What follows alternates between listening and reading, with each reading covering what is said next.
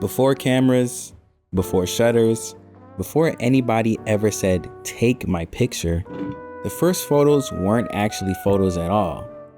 I mean, before cameras popped out of nowhere, the first photos were actually paintings. Like, imagine trying to freeze a whole vibe with nothing but a brush and some patience. Painters were basically the OG photographers, framing life, chasing light, and trying to catch a feeling before it dipped. It wasn't just art though, it was proof. Proof that a moment had happened, and proof that a life was lived. Then the game leveled up. We got film. Suddenly, you don't have to paint for hours. You could just snap reality in a blink.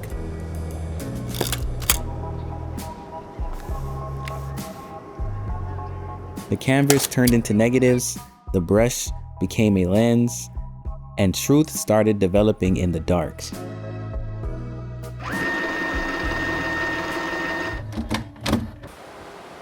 And once DSLRs hit, it was over. We could just snap, snap, and snap. No more waiting, no more drying, no more darkroom, just an instant proof of life.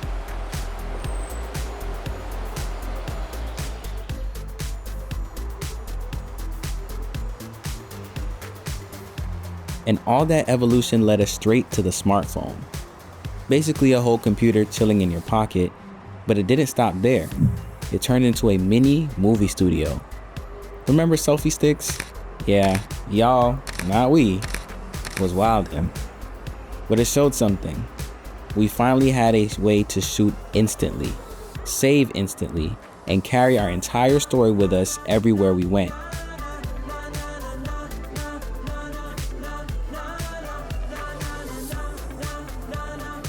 And that's why photos still hit today. They carry that same energy, holding on to the pieces of life that move too fast. We're just continuing the story that they started with a brush. So a little bit about my photo or just camera in general journey. I come from a very creative family. My uncle, he was a wedding photographer, just a photographer in general, but he did a lot of weddings.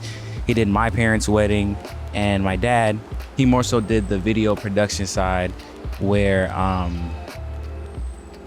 he would basically just run the church setup and different things like that. So I was raised in a very creative household. This is actually like my first camera I ever had. This was a Nikon D70. It was an older camera he had, but he gave it to me and I started doing a lot of photography with it, but my love was really video. However, I shifted more towards photography when I realized, how much money was in it. But I really did like doing a lot of creative work with it. Like photography to me, I didn't grow up in the best environment. I won't go too much into it, but I was born and raised in the Bronx, and during the time I loved to create my own realities, my own, things. And I felt like when it came to cameras, it's like I could alternate my reality to make it look like or do whatever in the world I wanted to do. But yeah, I did a lot of video, a lot of things. I started a YouTube channel when I was younger. Video or photo was very important to me, and it really helped me escape the reality I was in and just create my own reality. And I love that about photo. I love seeing, taking pictures. I love documenting. I love doing, videos, photos. And I think that, with me being a 2002 baby, I was in the age of between like digital and physical. So like, film was, more popular, but, printing pictures was very popular. And I have said before that I want my kids to have physical photos. I don't want to keep taking it on regular like my phone or something, like I feel like it defeats the purpose, which is why I even invested into this Mamiya, because I was like, you know, I really want to start from the beginning. And with the Mamiya, it made me be very intentional with my shots. If you don't know, I have a video about the Mamiya, but it's a film camera, and I only get, and you know, the usual film cameras, you might get 35 or 36 photos, but this you only get 10. And each roll on average is probably like $10-15 per roll. So it's insane.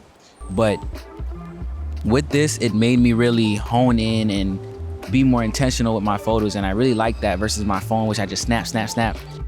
I remember when I shot my first roll of film, and to my surprise, they came out pretty good. I mean, I know basic exposure and whatever, but when it came to film, I, used the app and calculated it.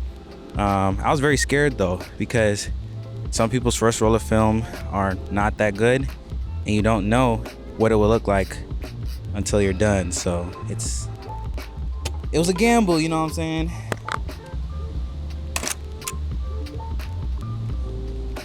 But yeah, slowing down and actually, and this might be I guess a metaphor for life, but actually slowing down and taking some time to really, take it all in, take whatever you're doing and just being intentional with what you're doing, it really does help. But yeah, being intentional with what you're doing, whether it's any facet, any skill, any hobby you're doing, slowing down and just being intentional, taking your reps, learning, going slow as it goes, it's very important, and it really does reflect when we take pictures. So, might sound cliche, but trust me, I know what I'm talking about.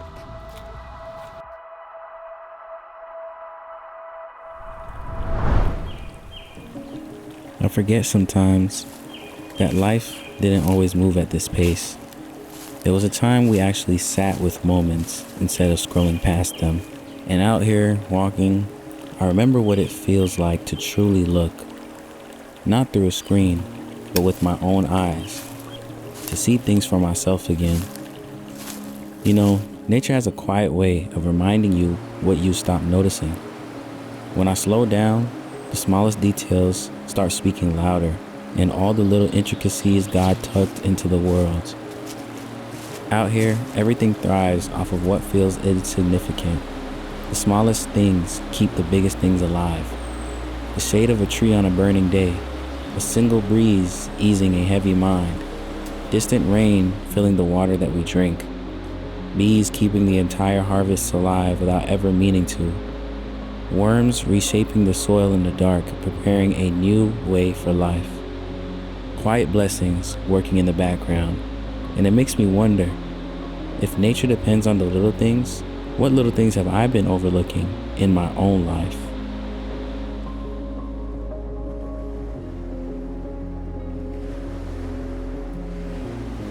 But, even in my everyday life, I'm trying to slow down and just be intentional.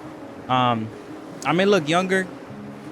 I don't know if the goatee and stuff helps, but I am only 23 years old. And, with different things like the government and my parents and everything, sometimes I feel like, I'm not moving fast enough. And I try to just rush and not cherish the moment that I am in. And this does relate to photography, of course, taking it one step at a time.